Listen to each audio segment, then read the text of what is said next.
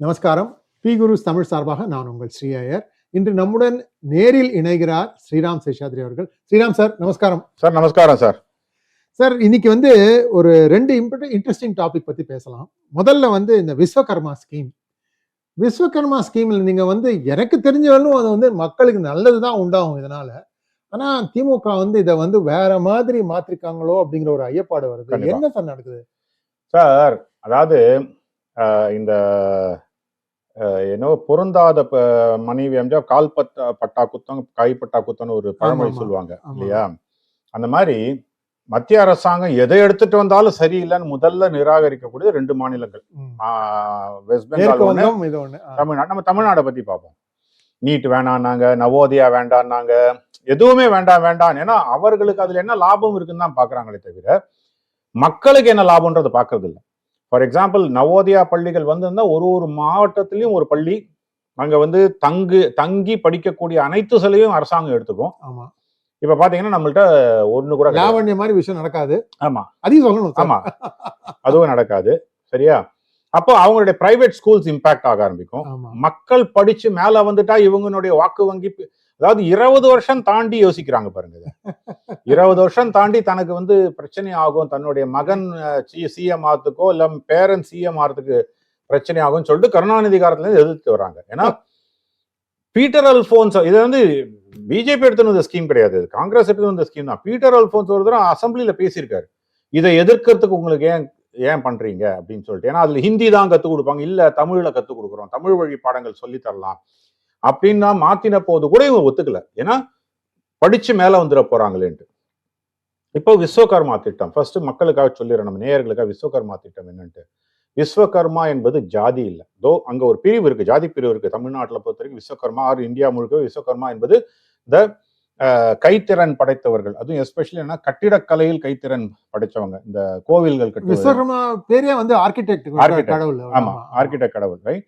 அவர்களுக்கு அந்த சமூகத்துக்கு விஸ்வகர்மா என்ற ஒரு ஜாதி பெயர் உண்டு. இது அதை பத்தி இல்லை. இது என்னன்னா பரம்பரையாக ஒரு தொழில் செய்து கொண்டு வருகிறவர்கள், அதுவும் கைவினை பொருட்கள். தொழில்னா இப்ப டிவிஎஸ் கூட தான் பரம்பரையா பண்ணிட்டு வராங்க, அவங்களுக்கு இது கிடையாது. கைவினை பொருட்கள், ஒரு தச்சராகவோ இல்ல இந்த மாதிரி ஒரு மர வேலைப்பாடுகள்லே நிறைய ப்ராடக்ட் பண்ணலாம். சும்மா நீ கட்டில் பீரோ பண்றது இல்லை, அதுல ஒரு சிற்பங்கள் வடிக்கிறதாகட்டும் அந்த மாதிரியோ, இல்லைன்னா ஒரு மீன்பிடி வலை, இது பெரிய ஸ்கில். இன்ஃபேக்ட் அந்த விஸ்வகர்மா திட்டத்தை பத்தி படிச்ச பிற்பாடு தான் அதை பத்தி போய் படிச்சேன். இல்லைன்னா நம்ம மீன் வலை என்பது சும்மா அப்படியே ஒரு நெட்டு தானே கடையில கிடைக்கும் அப்படின்னு பார்த்தோம். அது எந்தெந்த இடத்துல எப்படிப்பட்ட மாதிரி வலைகள் பின்னணும் அப்படின்றது அந்த ஞானம் உள்ளவர்களால் தான் பண்ண முடியும். நீங்க சுமார் எடுத்துக்கோங்க, நம்ம காஞ்சிபுரம் பட்டு, அதுல சில இன்னோவேஷன்ஸ் எல்லாம் பாத்தீங்கன்னா ஃபேமிலி வழியா தான் வந்திருக்கும். நீங்க அந்த வைர ஊசி புடவைன்னுவாங்க, அப்புறம் அந்த பல்லுல சில மகாபாரத கதையே சொல்லுவாங்க, தலைப்புல மகாபாரத கதையே சொல்லுவாங்க. அந்த மாதிரி பல விஷயங்கள் இருக்கு, ரைட்? ஒரு கீதோபதேசம் தலைப்பு இருக்கும், அந்த தலைப்புல கீதோபதேசம் இருக்கும். ஸோ இந்த மாதிரி செய்யக்கூடிய விஷயங்கள்லாம் இது எங்கேயும் போய் படிச்சுட்டு வர முடியாது. இதை அப்பாக்காரரோ அவங்க ஒரு இன்னோவேட் பண்ணுவாங்க, அதை சொல்லிக் கொடுப்பாங்க, இல்லை பையனுக்கு சொல்லிக் கொடுப்பாங்க, இல்லை அவங்க கடைகள்ல வேலை செய்யக்கூடிய பையங்களுக்கு சொல்லிக் கொடுப்பாங்க. அந்த மாதிரி இது ஒரு குருவினிடம் கற்றுக்கொள்ள வேண்டியது. சார், ஒரே ஒரு சின்ன விஷயம். நான் இந்த தடவை அண்மையில காஞ்சிபுரம் போயிருந்தேன். அங்க ஆக்சுவலா பட்டுப்புடவே நேரவர் தறி வச்சு பண்றாரு. இதை பத்தி வீடியோ இருக்கு. இதை நான் இப்போ காட்டுறேன். நான் ஒரு 5 நிமிஷம் நீங்க பார்க்கலாம். அவர் சொல்றாரு எவ்வளவு நாள் ஆகுது ஒரு புடவையை பண்றதுக்கு. இது ஆக்சுவல் பட்டு, ஆக்சுவல் ஜரி. இப்ப ஜரிக்கு சப்ஸ்டியூட் வந்திருக்கு, அது உங்களுக்கு தெரியுமா? தெரியும். ஆனா நீங்க கடையில போய் காட்டீங்கன்னா, நீங்க 4 கேள்வி கேட்டீங்கனால வழி அவங்க சொல்ல மாட்டாங்க. அது நூல் ஜரி இருக்கு, சப்ஸ்டியூட் ஜரி இருக்கு. ஆமா, அது வெள்ளி ஜரி கிடையாது அப்படின்லாம் இருக்கு. இருந்தாலும் அது பார்த்து வாங்கணும். ஆமா, பார்த்து வாங்கணும். சார், காஞ்சிபுரம் பட்டுன்னு சொல்றதே கூட 3 இழப்பட்டு, நீங்க 2 இழப்பட்டையே கூட காஞ்சிபுரம் அந்த அந்த தலைப்பும் இதுவும் ஜாயின் ஆகுது பாத்தீங்களா, அதுலதான் சூட்சமும் இருக்கு. அதெல்லாம் பார்த்து வாங்க தெரிஞ்சவங்க போய் பார்த்தா அது இல்லப்பா காஞ்சிபுரம் இது ஆரணி எனக்கு காஞ்சிபுரம் கொடுக்குறேன்னு சொல்லுவாங்க. சரிங்களா? சோ இதை பத்தி நாங்க ஒரு சின்ன ஒரு 5 நிமிஷம் நாங்க காட்டுறோம் உங்களுக்கு. கண்டினியூ பண்ணலாம் சார். இது ஒரு idea, just to give you an idea. அது கண்டிப்பா எவ்வளவு வேலை போறது அதுக்குள்ள, கையால பண்ணீங்கன்னா எவ்வளவு அதுக்கு வேலை இருக்கு அப்படிங்கிறது. சோ இப்போ அதற்கு உண்டான சில டெக்னாலஜி, சின்ன சின்ன உபகரணங்கள் வாங்குவதற்கு, இதுக்கெல்லாம் தான் இந்த விஸ்வகர்மா என்ற ஒரு திட்டம் இருந்திருக்கு. இதுல என்னன்னா உங்களுக்கு 18 வயசுக்கு மேல இருக்கணும். 18 வயசு மேல இருக்கணும். நீங்க அந்த தொழில் செஞ்சுட்டு இருக்கணும். அந்த செஞ்சுட்டு இருக்கிறது உங்களுடைய கை வினையாக இருக்கணும். நீங்க வந்து மெஷின் ஆப்ரேட்டடா அதுல வந்து நீங்க சின்ன சின்ன மிஷினரி யூஸ் பண்ணலாம். But it's not been automated one. அதனால கைவினை பொருட்களா இருக்கணும். இந்த மாதிரி சில எலிஜிபிலிட்டி கிரைட்டீரியா இருக்கு. எங்கேயுமே இந்த ஜாதியில தான் இருக்கணும்ட்டு இல்லை. ஆமா, இது ரொம்ப முக்கியமான. ஏன் அழுத்தி சொல்றேன்னா, திமுகனுடைய எதிர்ப்பு அங்கதான் வருது. அவர்கள் சார்ந்து எழுதக்கூடிய பலர்கள் சொல்றது வந்து குலக்கல்வி திட்டத்தை எடுத்துட்டு வந்திருக்காங்க. கிடையாது. இப்போ நான் வந்து ஒரு பிராமண குலத்தில் பிறந்து எங்க அப்பா வந்து ஒரு நெசவு தொழில் பண்ணிட்டு இருக்க, இந்த மாதிரி ஒரு சிலை வடிக்கிறார் அப்படின்னா, நான் எங்க அப்பாட்ட இருந்து கத்துக்கிட்டேன்னா நானும் அது பரம்பரை தொழில வரேன். இதுக்கு வந்து எந்த ஒரு ஜாதி பிரிவினரும் கிடையாது. நீ உங்களுடைய பரம்பரை, அதாவது ட்ரெடிஷ்னல் ஒர்க், இது பரம்பரைன்னு கூட சொல்ல, ட்ரெடிஷ்னல் ஒர்க்கா இருக்கணும். அதாவது இதை இந்த ஏரியால கைவினை பொருட்களாக பாரம்பரியமாக செஞ்சுட்டு வரணும். இந்த பாரம்பரியத்தை எப்படி ட்ரெடிஷன்ன்றதனுடைய இதை எப்படி திரிக்கிறாங்கன்னா, பரம்பரையாக நீ செய்திருக்கணும். அப்போ ஒரு ஜாதியை சார்ந்தவர்கள் குலக்கல்வியாக எடுத்துட்டு வராங்க திருப்பி. இதுதான் இவங்களுடைய ட்விஸ்ட். அதுல உங்களுக்கு அதை படிக்கிறதுக்கு ஒரு ஸ்டைஃபன் மாதிரி கொடுக்குறாங்க. 500 ரூபாய் ஒரு நாளைக்கு, 500 ரூபாய் அது மாதிரி ஒரு 15 நாளைக்கு அது மாதிரி கொடுக்குறாங்க. உங்க அப்பா உங்க தந்தையிடமோ இல்லை மற்றவர்களிடமோ பயில்வதற்கு அட்வான்ஸ் ட்ரைனிங்க்கு ஃபண்ட் பண்றாங்க.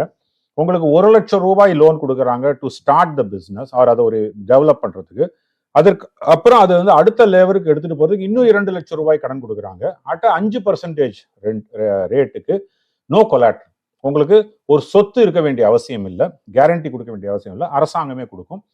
இதை வந்து எம்எஸ்எம்இ கீழே எடுத்துட்டு வராங்க. அப்போ அது சிறு குறு தொழிலாகவும் மாற்றுறாங்க. ஸோ இதனுடைய ஒரு பறந்து விரிந்த ஒரு நோக்கத்தை தமிழ்நாட்டில் ஒரு குறுகிய நோக்கத்தில் எடுத்துட்டு வந்து இந்த குலக்கல்வி திட்டத்தை சொல்றாங்க அப்படின்ட்டு. ஏன்னா இதுல யாருமே வந்து நீ உங்க அப்பாட்ட இருந்து தான் கத்துக்கணும்னு சொல்ல, பரம்பரையிலேருந்து கத்துக்கணும்னு சொல்ல, ட்ரெடிஷ்னல் தான் சொல்றாங்க. அதாவது பாரம்பரியமாக வரக்கூடிய கைவினை பொருட்கள், இதுதான் அவங்களுடைய டெஃபினிஷன்றது. அப்போ இதை ஒரு வில்ஃபுல்லா மிஸ்லீட் பண்ணி நாங்கள் இதை செய்ய மாட்டோம். ஏன்னா இவங்க வளர்ந்துட்டாங்கன்னா, அவங்க அப்பா அம்மா பசங்கள்லாம் வளர்ந்துட்டாங்கன்னா, இதுல இன்னொன்னு, உங்க அப்பா ஒரு தந்தையார் வந்து ஒரு தொழில் பண்றாரு, ஒரு ஏதாவது வந்து ஒரு சிலை வடிக்கிறவராகவோ இல்லை ஒரு நெசவு தொழில் பண்றவராகவோ இருக்கும்போது, ஒரு டெய்லராக இருக்கும்போது, யாரும் அவர் பையனை கட்டாயப்படுத்தி இந்த லோனை வாங்கி நீ போய் கத்துக்கோன்னு சொல்லல. உங்களுக்கு வேண்டும் என்றால் கற்றுக்கொண்டு வேலை செய்யலாம், இதுதான் சொல்றது, ரைட்?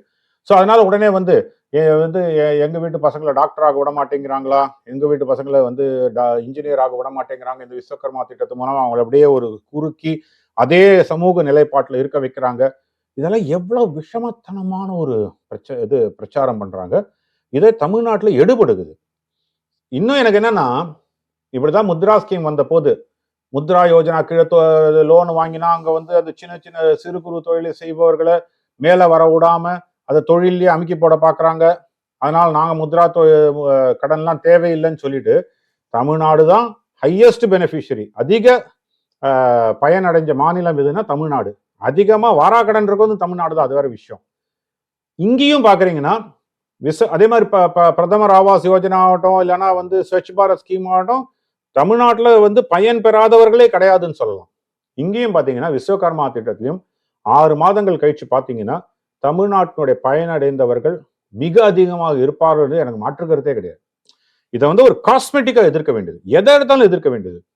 இப்போ இந்த மதுரை பக்கத்தில் இந்த டங்ஸ்டன் எஸ்கவேஷன் மைனிங் பண்றதை பத்தி எதிர்க்கிறாங்க. 2023, இஃப் ஐம் நாட் ராங், அது ஒரு இந்தியன் எக்ஸ்பிரஸ்ல கூட ஒரு ஆர்டிகிள் வந்தது. நான் அது வந்து பார்த்து சொல்றேன் உங்களுக்கு. அதுல பாத்தீங்கன்னா உங்களுக்கு அந்த ஆர்டிகிள்ல வந்து 2023ஆம் ஆண்டு இந்த மாதிரி வந்து சென்டர் வந்து Tamil Nadu seeks centre approval to mine 2 critical minerals. Tamil Nadu மத்திய அரசாங்கத்திடம் இந்த 2 மினரல்கள், டங்ஸ்டனையும் இன்னொரு மினரலையும் வந்து மைன் பண்றதுக்காக, ஹைட்ரஜன் ஹப் கிரியேட் பண்றதுக்காக அப்ரூவல் கேட்டிருக்காங்க. அது என்ன என்னைக்குன்னு பாத்தீங்கன்னா 17 அக்டோபர் 2023. அதுக்குள்ள கண்டுபிடிச்சாருங்க அவருடைய போன்ல. My God, your memory is amazing. The new Indian எக்ஸ்பிரஸ்ல வந்து வந்திருக்கு. 17 அக்டோபர் 2023 அன்னைக்கு இது வந்திருக்கு. இப்போ வந்து என்ன பண்றாங்க, டங்ஸ்டன் எனக்கு வேண்டாம் எதிர்க்கிறாங்க. பிகாஸ் சென்ட்ரல் கவர்மெண்டோடைய மினரல்ஸ் கார்பரேஷன் வந்து அங்கே வந்து அதை எஸ்கவேட் பண்ண போகிறாங்க, அதை பற்றின ஒரு ஆய்வு பண்ணுறாங்கன்னு எதிர்க்கிறாங்க.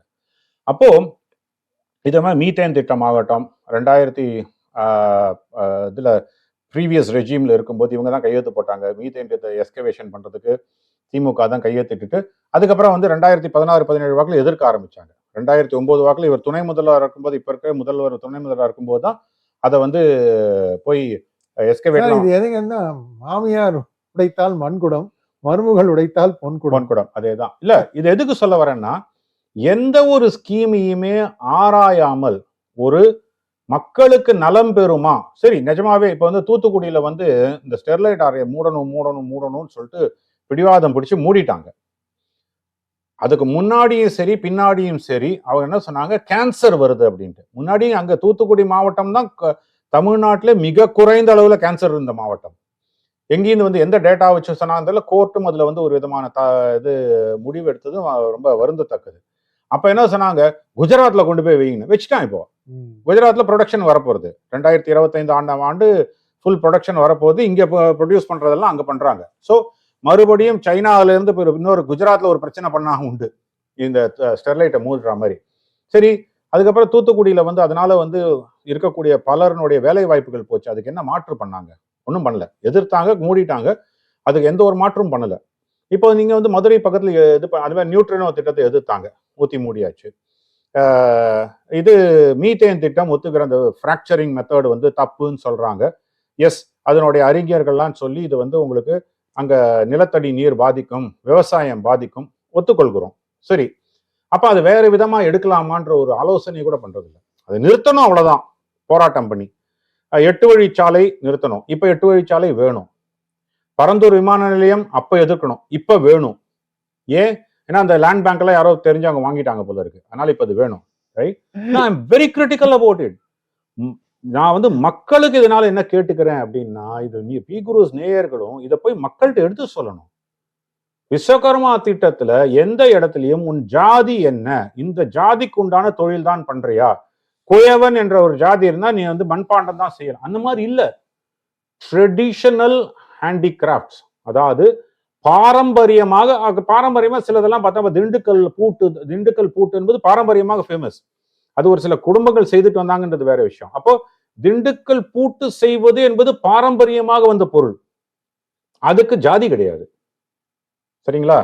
அதே மாதிரி நீங்க வந்து பாத்தீங்கன்னா, காஞ்சிபுரம் பட்டு நெசவு என்பது நெசவாளர்கள் செய்யக்கூடியதுதான், அங்க பல நெசவாளர்கள் தான். ஆனா இந்த ஜாதிகாரர்கள் தான் நீ அந்த ஸ்கீம்ல வரலான்றது கிடையாது. ஸோ இது எந்த விதமான ஒரு விஷமத்தனமா இது பண்றாங்கன்னா, ஸ்ப்ரெட் பண்றாங்கன்னா, நீ இந்த ஜாதியை எதுக்கு வச்சு குலக்கல்வி எடுத்துட்டு வர அப்படின்றாங்க. ஸோ இதுதான் வந்து ரொம்ப வருத்தமா இருக்கு.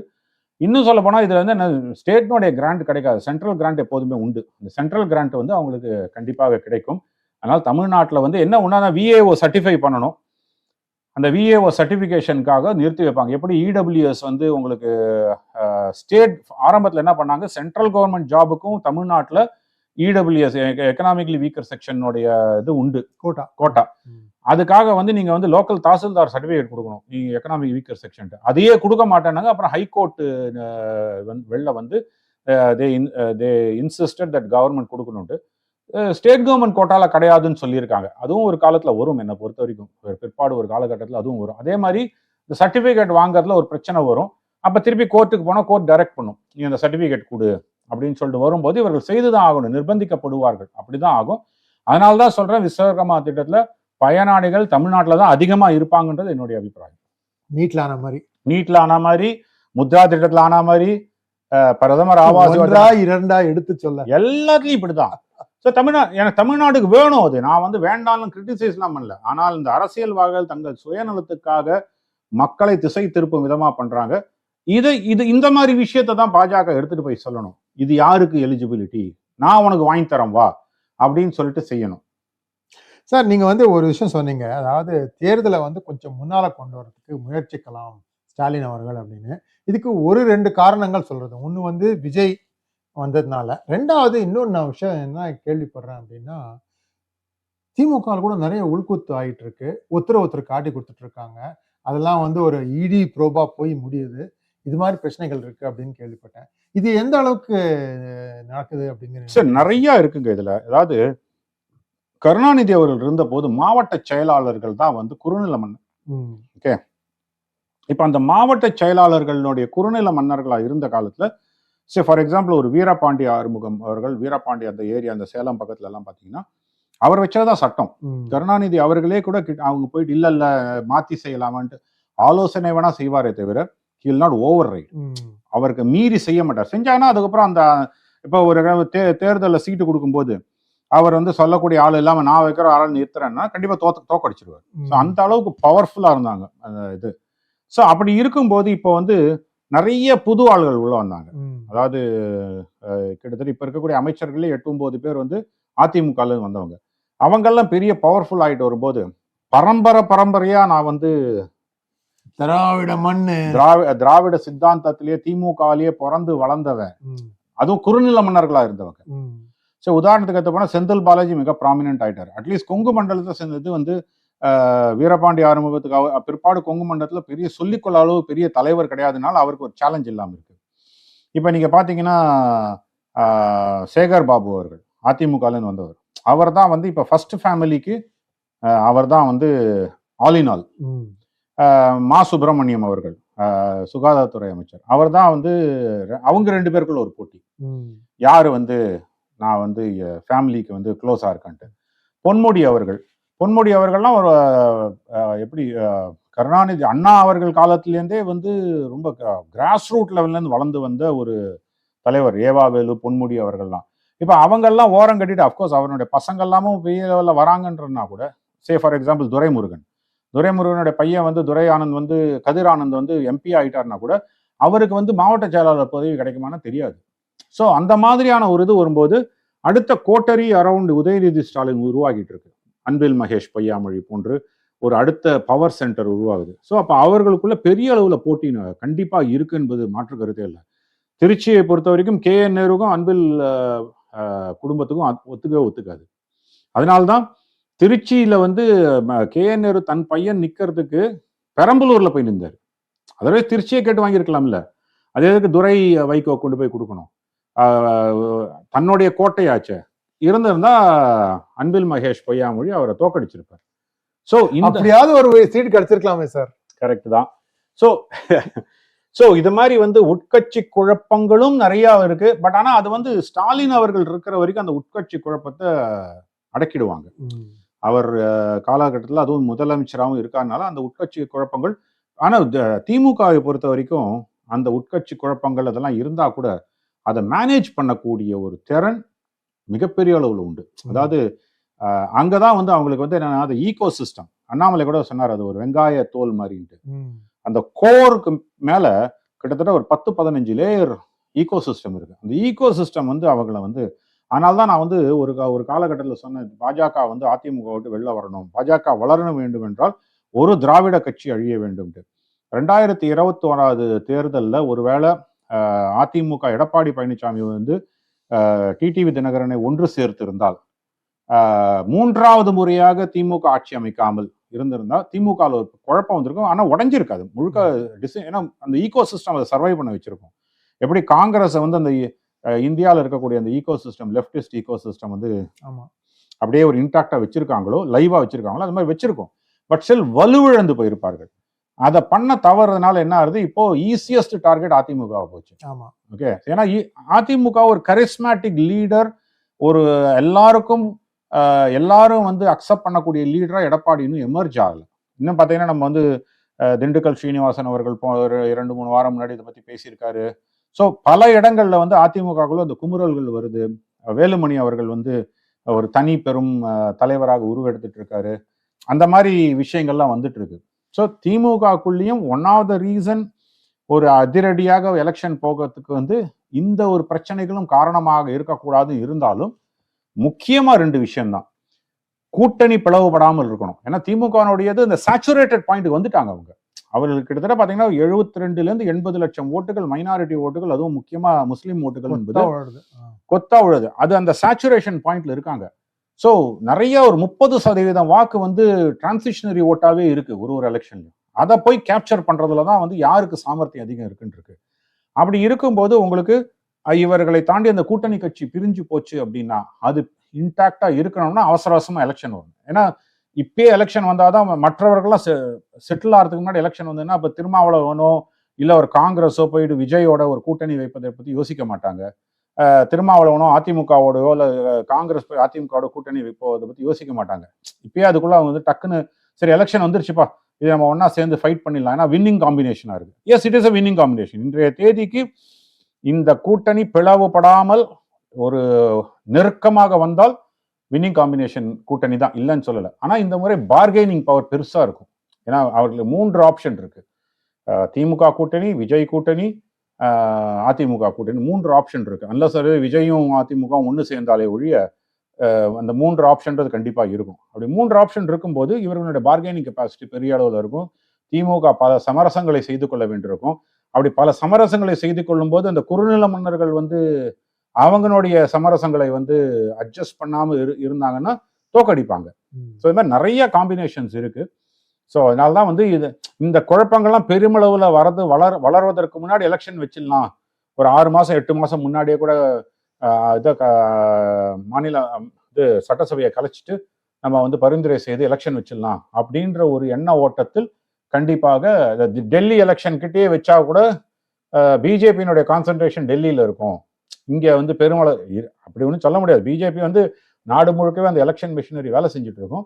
இருந்தாலும் அவனுடைய கான்சன்ட்ரேஷன் பெருமளவில் அங்கே இருக்கும். அப்போ இங்கே வச்சிடலாம் அப்படின்ற அளவுக்கு, அதோட சேர்ந்து வைக்கலாம் அப்படின்ற அளவுக்கு யோசிச்சு தான் இருப்பாங்க. அதான் சொல்றேன், ஒரு அரசியல் ஆய்வாளனாக என்னாலே இப்படி யோசிக்க முடியும்னா, ஒரு 24/7 அரசியல்வாதியாக இருக்கக்கூடிய திராவிட முன்னேற்ற கழகமும் இதை பற்றி யோசிக்காம இருப்பார்கள் என்று என்னால் சொல்ல முடியும். மிக்க நன்றி சார். இது வந்து எங்க போறதுன்னு பார்க்கலாம். ஏன்னா எனக்கு இன்னமும் ஒரு ஆச்சரியம் என்னன்னா, இந்த நாம் தமிழர் கட்சியை 8% இழுக்குது அவங்க போடுறாங்க.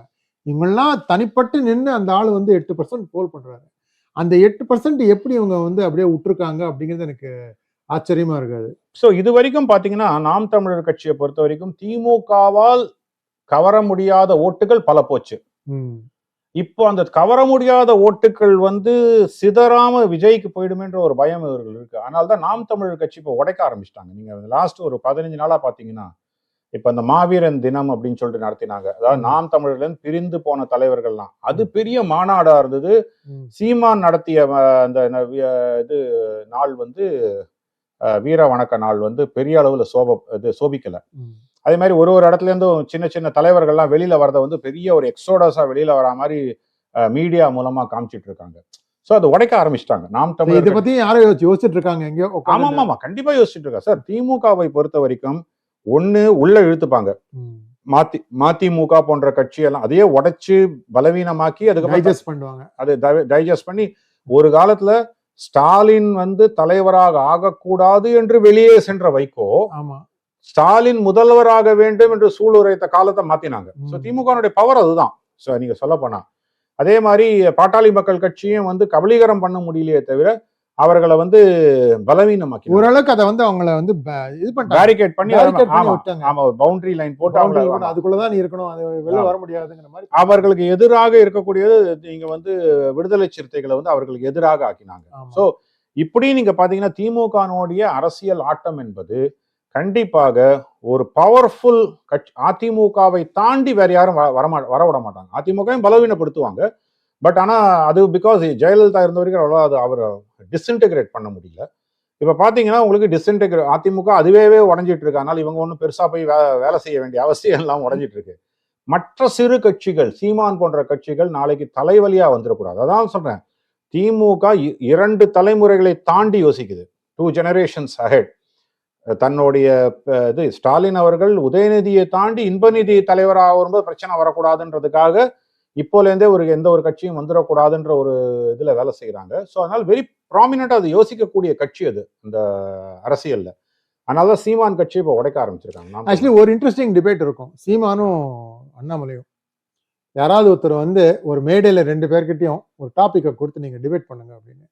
2 பேரும் நல்ல திறமையான பேச்சாளர்கள். சீமானுடைய பேச்சாற்றல் வந்து சில விஷயங்களை நானே வந்து கவர்ந்து இழுக்கப்பட்டேன். அதாவது அவர் வந்து இந்த சிட்டுக்குருவி பத்தி எல்லாம் பேசினார் ஒரு இதுல. அது அதனோட ஸ்பீச் ஒண்ணு கேட்ட போது என்னமா இது பண்ணியிருக்காரு. கடைசியில் அது வந்து ஷாலோ தான். அதுக்கு நீங்க அடுத்த டபுள் கிளிக் பண்ணி அடுத்த கேள்வி கேட்டா ப்ராபப்லி அவரால் ஆன்சர் பண்ணிருக்க முடியும். பட் அந்த நேரேட்டிவை செட் பண்ணார். எனக்கு என்னன்னா சீமான் இஸ் அ குட் நேரேட்டிவ் செட்டர். நல்லா அதுவும் தைரியமாக ஒரு நேரேட்டிவ் அடிச்சு ஆடக்கூடியவர். அவர் வந்து காங்கிரஸையோ இல்லைன்னா இதையோ வந்து திமுகவையோ வந்து பெருமளவுல தாக்கக்கூடிய நேரேட்டிவ் அவருக்கு உண்டு. இருந்தாலும் அவர் வந்து பிஜேபி கூட கூட்டணி அமைக்க கூடாது. பட் பிஜேபி செய்ய வேண்டிய நேரேட்டிவ் அவர் செஞ்சாலே வந்து பெரிய விஷயம். இப்ப வந்து அடுத்தபடியா நம்ம ஒரு சின்ன விஷயத்தை பத்தி பேசலாம். நீங்க வந்து ஒரு மாதிரி ஹிண்ட் பண்ணீங்க இன்னொரு வீடியோல. தமிழ்நாட்டில் வந்து பாத்தீங்கன்னா இந்துக்களுக்காக குறிப்பிட்டு பிராமணர்களுக்காக போராடக்கூடிய ஒரு கழகம் அப்படின்னா இப்போ வந்து இது இந்து முன்னணி. இவங்க தான் வந்து அவர் அர்ஜுன் சம்பத் மெல்ல தைரியமா வந்து இங்க வந்து நம்ம வீணா இவங்களை தாக்கலாம். இன்ஃபேக்ட் ஸ்ரீநகர்ல ப்ரொசஷனே எடுத்திருக்காங்க. ஆமா பண்ணாங்க. அது அன்பார்ச்சுனேட்லி என்ன ஆச்சுன்னா சார், அதை வந்து கஸ்தூரி அவர்கள் ஹைஜாக் பண்ணிட்டு போயிட்டாங்க. அது ஒரு லூஸ் ஸ்டேட்மெண்ட் விட்டு I am not going to cast aspersion saying that அவங்க வந்து பிளான் பண்ணி செஞ்சாங்கன்ற அளவுக்கு நான் சொல்ல மாட்டேன். பட் அந்த ஒரு உணர்ச்சி மிகுதியால பேசினது அவங்க சொன்னதுல என்ன தப்பு சார்? தப்போ ரைட்டோ sir, there are certain things பாலிடிக்ஸ்ல பேசும்போது சிலதெல்லாம் வந்து நிஜமாவே மனசுக்குள்ள இருந்தா கூட சிலதெல்லாம் சொல்லக்கூடாது அரசியலை பொறுத்த வரைக்கும். ஏன்னா நீங்கள் வந்து ஒரு சமூகத்தை நீங்க தாழ்த்தி இன்னொரு சமூகத்தை நீங்க வந்து சொல்லணும்னு வச்சீங்களா, கோபாலபுரத்தை சார்ந்தவர்கள் சேர்ந்து சொல்லியிருக்கணும், நேம் பண்ணியிருக்கணும். இன்ஸ்டன்ட் நீங்க ஒரு ஜெனரிக்கா சொல்லும் போது என்ன ஆகுது, அதை வந்து அட்வான்டேஜ் எடுத்து அதான் நீங்க மீடியா இருக்கே பாருங்க, டப்புன்னு ஊதி பெருசாக்கி அந்த ஒரு பிராமணர்களை நீங்கள் வந்து வசைப்பாடுகிறீர்கள், அவர்களை வந்து நீங்க வந்து ஒரு மட்டம் தட்டிட்டு இருக்காங்க திராவிட இயக்கங்கள் அப்படிங்கிறத வந்து ஒரு போராட்டமா எடுத்துட்டு வந்த இந்து மக்கள் கட்சி, கடைசியில் இந்து மக்கள் கட்சிக்கும் பேர் வரல. அவனுடைய அர்ஜுன் சம்பத் பையனையும் நீ இதை ஆர்கனைஸ் பண்ண, அதனால்தான் இது இவங்க பேசினாங்க, 2 சமூகத்துக்கு உண்டான ஒரு மோதலாக மாறின்னு சொல்லிட்டு அவரையும் அரெஸ்ட் பண்ணிட்டாங்க. அது வேற ஆச்சு. அர்ஜுன் சம்பத் பையன் காட் அரெஸ்டட், ரைட்? ஸோ இதெல்லாம் ஆச்சே தவிர கடைசியில் வாட் ஹேப்பன், அது டைல்யூட் பண்ணது வந்து ஒரு இம்மெச்சூர்ட் ஸ்டேட்மெண்ட் பை கஸ்தூரி. அவங்க வந்து அந்த ஒரு வேக மிகுதியில அப்படியே ஒரு இதை பத்தி ஒரு வேகமா பேசும்போது ஒரு உணர்ச்சி மிகுந்து பேசியிருக்கலாம். பட் இருந்தாலும் அதை வந்து ஒரு ஊதி அது இது எந்த இடத்துல நிறுத்தணும்னு தான் பல பேர் தெரிய மாட்டேங்குது. மீடியாட்ட பேசியிருக்கவே கூடாது. ஷி ஷுட் நாட் ஹவ், அந்த மீடியாவுக்கு ஒரு ஸ்பேஸை கொடுக்குறாங்கன்னு வந்து நேரேட்டிவ் மாத்துறாங்கன்னு போது should not have even conducted 3 or 4 press meets. அப்படியே பின்னாடி போயிருக்கணும். You should have just retreated back. ஏன்னா 2 நாளைக்கு அப்புறம் அது பெரிய ஃபாலோ பண்ணியிருக்க மாட்டாங்க. மேபி அதுக்கப்புறம் 2 நாளைக்கு அப்புறம் அரெஸ்ட் பண்ண போகும்போது ஒரு பெரிய ஃபாலோ அப்பா வந்திருக்கலாம். பட் எண்டாவது டே வாட் ஹேப்பன், நீங்க வந்து ஒரு உணர்ச்சி மிகுதியில் ஒரு பேச்சு சொல்லிட்டீங்கன்னா அது எந்த இடத்துல நிறுத்துறோன்றது தெரியணும். I learnt it by a hard way. முந்தையெல்லாம் ட்விட்டர்ல யாராவது சொல்லும்போது நானும் இறங்கி நின்று சண்டை போடுவேன். அப்புறம் தான் ஒரு காலகட்டத்துக்கு அப்புறம் யோசிச்சேன், why am I wasting, நிறைய டைம் இருந்தது அப்போ செஞ்சேன் வேற விஷயம். பட் ஆனால் why am I wasting my time? அவன் கருத்தை சொல்றான், என்ன பண்ண 4 தடவை see, because then I realized there are trolls created by DMK ITV. வம்பு கிழக்கிறதுக்குனே சில வருவாங்க. வம்பு கிழக்கிறதுனே இப்போ பாப்புலரா ஒரு யூடியூப் சேனல் நடத்திட்டு இருந்த ஒருத்தர் வந்து என்ன பயங்கரமா ட்ரால் பண்ணுவார். பார்த்தா எனக்கு ஆக்சுவலி நான் அவருக்கு தேங்க் கூட பண்ணேன். எனக்கு 10,000 ஃபாலோவர்ஸ் வந்த போது ட்விட்டர்ல, இவர் இல்லைன்னா நான் வளர்ந்திருக்க மாட்டேன்னு நான் சொன்ன ஒரு நக்கலுக்காக. நல்ல கடைசியில் அவர் நண்பரானார்னு வச்சுக்கோ, நல்ல பழக்க வழக்கம் இருக்கக்கூடியவர் தான், வேற வழி இது இல்லை. பட் இருந்தாலும் அது வந்து அப்பெல்லாம் பதில் மேல சொல்லிட்டு இருப்பேன். அது one fine day decided no point, என்னுடைய கருத்தை நான் பதிவிட்டுட்டேன், அதுல லாஜிக்கலா கேள்வி கேட்கறவங்களுக்கு பதில் சொல்லுவேன். டே ஐயரே, டே பிராமணனை, இந்த மாதிரி ஏதாவதெல்லாம் போட்டாங்கன்னா அதெல்லாம் கண்டுக்கா, அதுக்கெல்லாம் ரியாக்ட் பண்றதே கிடையாது. இது வந்து கரெக்டா நீங்க சொல்றது ரொம்ப தப்பு. You need to know where to stop your argument. Very true. இது நான் ட்விட்டர்ல அதிகமா என்னுடைய ஐடியாஸ் அப்படிங்கிறது அதிகமா சொல்றது கிடையாது. ஏதாவது அப்பப்போ ஏதாவது சொல்லுவேன். ஆனா கண்டிப்பா தமிழக அரசியல் பத்தி தெரியவும் தெரியாது. அதனால நான் ஒரு பர்டிகுலர் டாபிக் வேணா என்னால பேச முடியுமே வழியே அதுக்கு மேல என்னால பியாண்ட் அ சர்டன் லெவல் என்னால பார்க்க முடியாது. சார் மிக்கமே நன்றி சார். இது வந்து ஒரு மக்களுக்கு வந்து ரொம்ப இன்ட்ரெஸ்டிங்கா இருந்திருக்கு. ஏன்னா நிறைய விஷயங்கள் வெளில வந்திருக்கு. அரசியல் என்பது நம்ம சொல்லலாம் திமுக வந்திருக்கக்கூடாது அப்படி இப்படின்னா, அவங்க எப்படி அதை எல்லாத்தையும் இங்க இழுப்பு அங்க கொடுக்கறது எல்லாத்தையும் கண்டுபிடிச்சு ஓரணிச்சு எல்லாரும் ஒரு பெரிய மேடையில வந்து உட்காந்துட்டு நாங்கள் ஒரு குடும்பம் சொல்லி எல்லாருக்கும் நல்லா பிரியாணியும் இதையும் கொடுத்துட்டு ஓட்டு போட வைக்கிறாங்க பாருங்க. அதுவும் ஒரு திறமை தான். True, very true. மிக்க நன்றி சார். Thank you so much.